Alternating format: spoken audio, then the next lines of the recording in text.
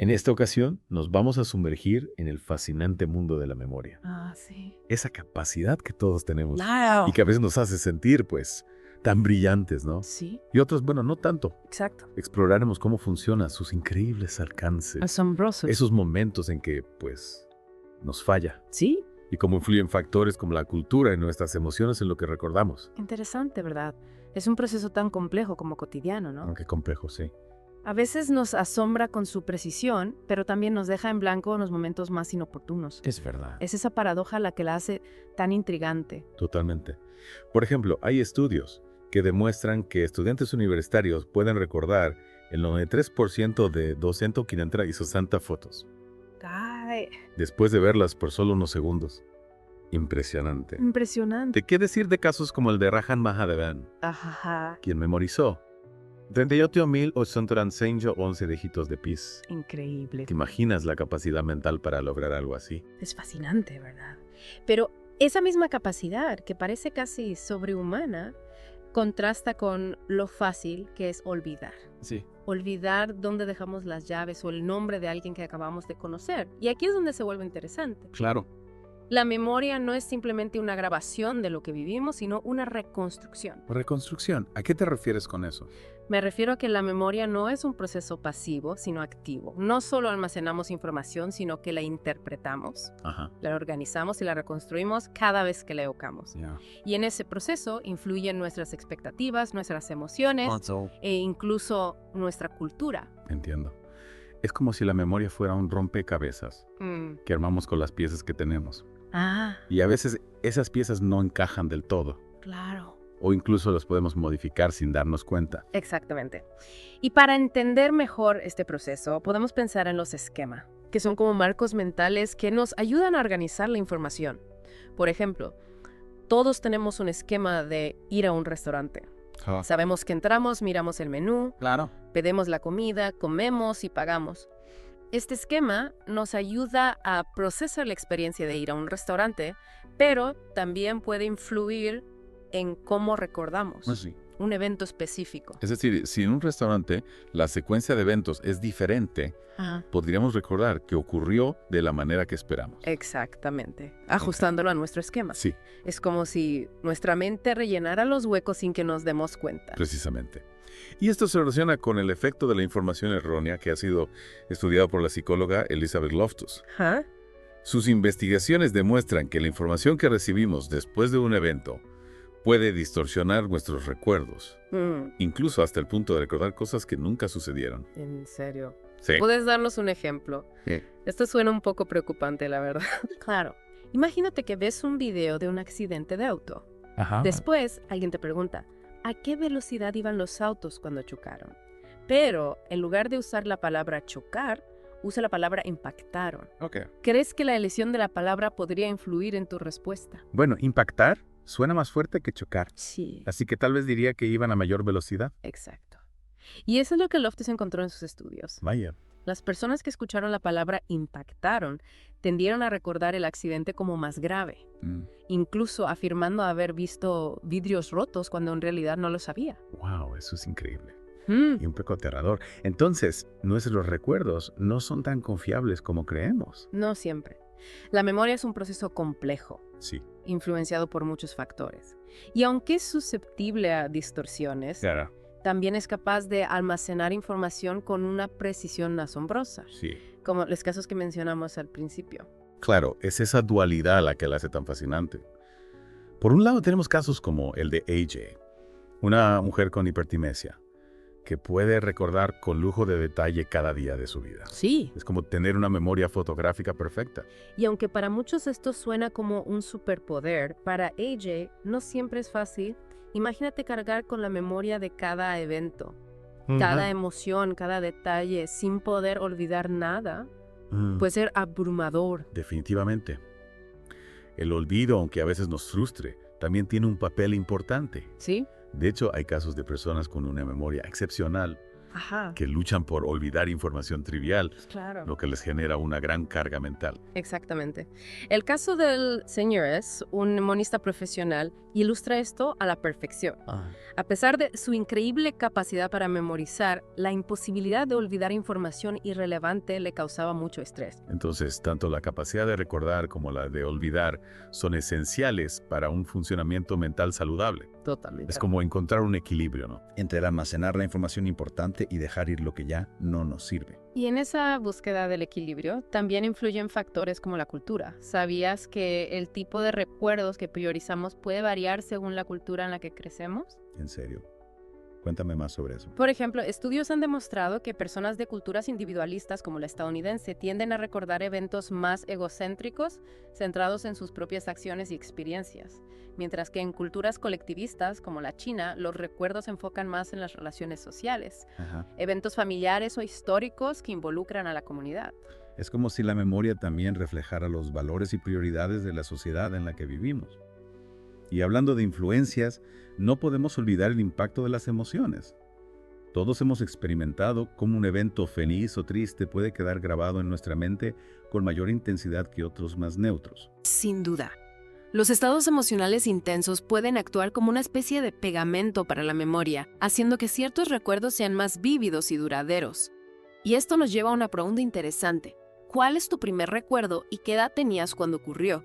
Esa es una pregunta que a menudo nos lleva a reflexionar sobre la naturaleza de la memoria y cómo se forma en los primeros años de vida. Lo curioso es que la mayoría de las personas no puede recordar eventos anteriores a los 2 o 3 años. A esto se le conoce como amnesia infantil, y aunque existen diversas teorías para explicarla, sigue siendo un misterio fascinante. Es verdad, a veces intento recordar mis primeros años. Y solo vienen imágenes borrosas o fragmentos de historias que me han contado. Pero, ¿qué pasa con esas personas que dicen tener recuerdos vívidos de su infancia, incluso antes de los 3 años? ¿Son reales esos recuerdos? Esa es una pregunta que ha generado mucho debate. Algunos expertos creen que es posible tener recuerdos auténticos de la infancia temprana, pero otros sugieren que esos recuerdos pueden ser reconstrucciones, a partir de historias, fotos o videos que hemos visto a lo largo de los años. Es decir, podríamos estar recordando eventos que en realidad nunca vivimos directamente, sino que hemos incorporado a nuestra memoria a través de otras fuentes. Exactamente. Y esto nos lleva a un tema aún más complejo, los recuerdos reprimidos. Es posible que nuestra mente bloquee recuerdos dolorosos o traumáticos, especialmente de la infancia, para protegernos del dolor emocional. Es un tema delicado y que ha generado mucha controversia.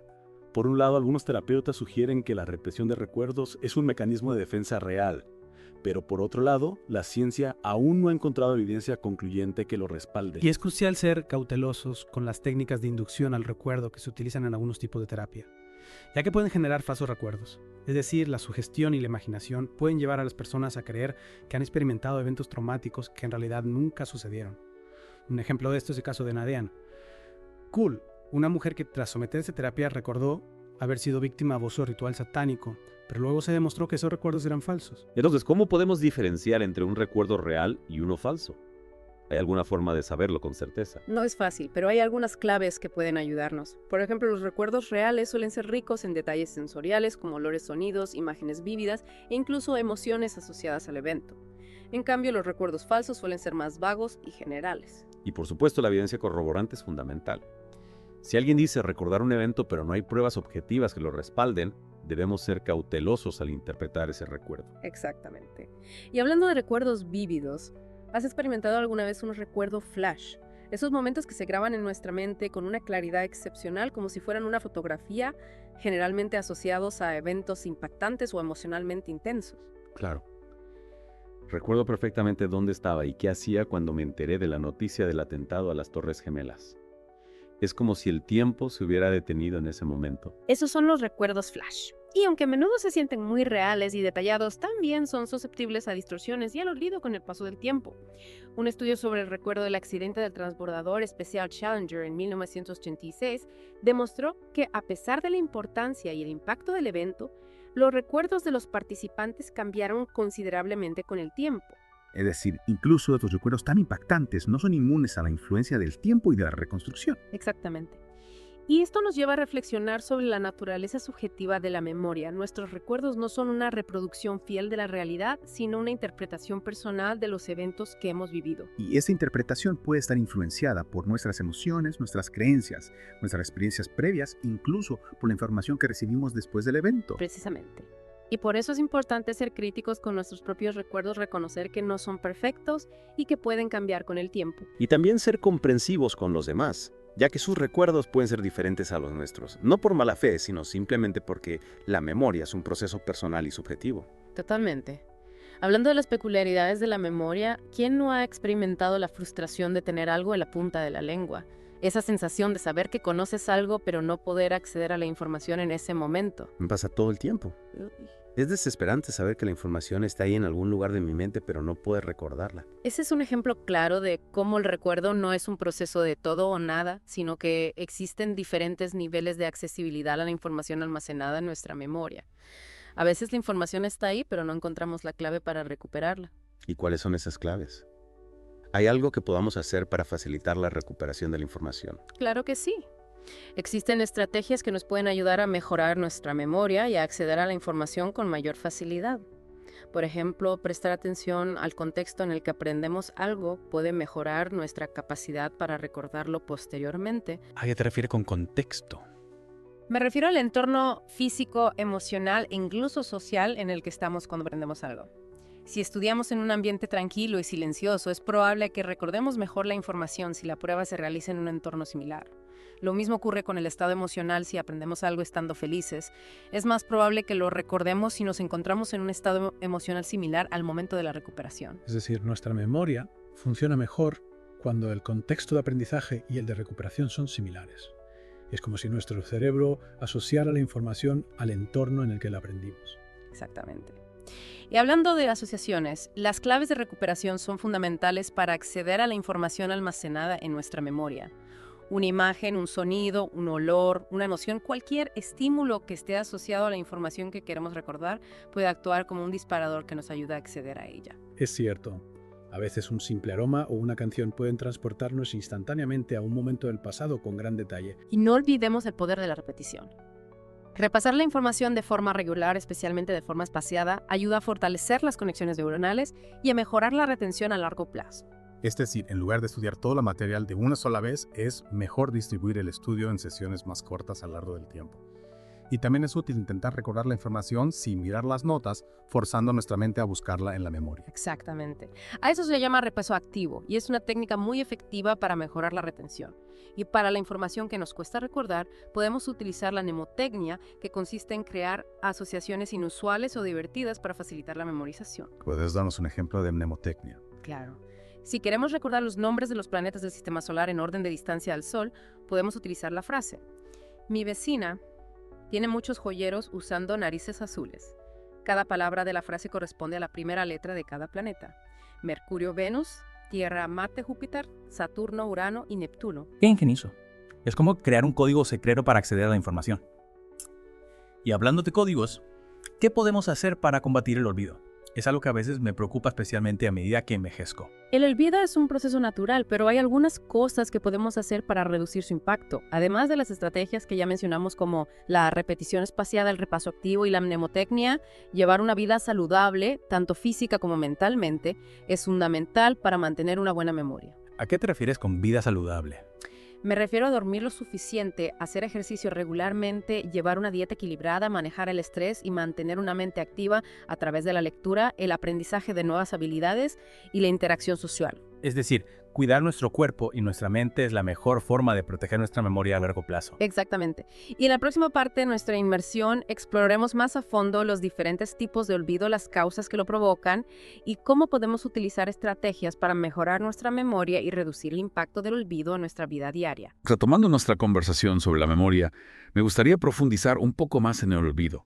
Aunque a veces nos frustre, hemos visto que es un proceso natural, incluso necesario, ¿no?, para el buen funcionamiento de nuestra mente. Exacto. ¿Puedes explicarnos un poco más sobre los diferentes tipos de olvido? Claro que sí. En primer lugar, es importante entender que el olvido no siempre es una falla de nuestra memoria.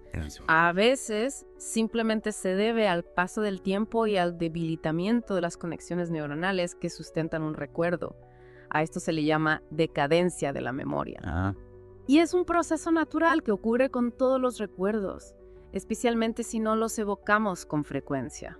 Es decir, si no repasamos la información o no la utilizamos, la huella que dejan en nuestra mente se va desvaneciendo poco a poco. Exactamente. Como una fotografía que se decolora con el tiempo. Como una foto, sí. Y otro tipo de olvido común es la interferencia, que ocurre cuando la información nueva interfiere con la capacidad de recordar información antigua. O viceversa. Es como si dos caminos se cruzaran en nuestro cerebro, dificultando el acceso a uno de ellos. ¿Puedes darnos un ejemplo de interferencia? Claro. Imagina que estás aprendiendo un nuevo idioma. Sí. Por ejemplo, portugués. Ok. Puede que al principio te cueste recordar palabras en español, tu idioma nativo, porque la información del portugués está interfiriendo con la del español. A esto se le llama interferencia retroactiva, Ajá, porque la nueva información está interfiriendo con la antigua. Entiendo. Es como si el portugués estuviera bloqueando el acceso al español en mi mente. Y la interferencia proactiva sería lo contrario. Exacto. La interferencia proactiva ocurre cuando la información antigua interfiere con la capacidad de aprender algo nuevo. Ajá. Por ejemplo, si has conducido un auto con transmisión manual durante muchos años, puede que te resulte más difícil aprender a conducir un auto con transmisión automática, porque tus hábitos de conducción antiguos están interfiriendo con el aprendizaje de los nuevos. Ya veo. Es fascinante cómo nuestra mente está constantemente procesando información y cómo a veces esa información puede chocar entre sí, dificultando el recuerdo. Y además de la decadencia y la interferencia, hay otros tipos de olvido. Sí, también están las fallas en la recuperación, que ocurren cuando la información está almacenada en nuestra memoria, pero no podemos acceder a ella en un momento dado. Es como si tuviéramos un libro en nuestra biblioteca mental, pero no recordáramos en qué estante lo dejamos. Ah, sí. Esa sensación de tener algo en la punta de la lengua. Exacto. Sabemos que la información está ahí, pero no podemos acceder a ella. ¿Hay algo que podamos hacer para evitar esas fallas en la recuperación? Claro que sí. Como mencionamos antes, las claves de recuperación son fundamentales para acceder a la información almacenada en nuestra memoria. Si asociamos la información a una imagen, un sonido, un olor, una emoción o cualquier otro estímulo distintivo, será más fácil recordarla cuando necesitemos acceder a ella. Y también es importante prestar atención al contexto en el que aprendemos la información, ¿no? Para que ese contexto pueda actuar como una clave de recuperación. Exactamente. Y además de las claves de recuperación, hay otras estrategias que podemos utilizar para mejorar nuestra memoria y reducir el impacto del olvido.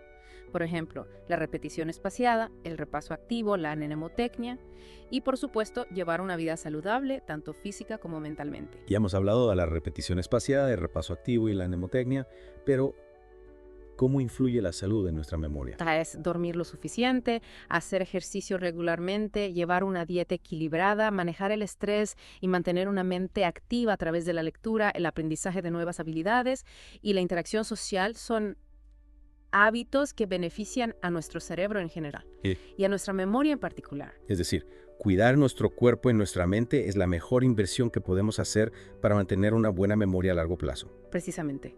Y no olvidemos que la memoria es un proceso activo que se fortalece con el uso. Cuanto más la utilicemos, más eficiente será.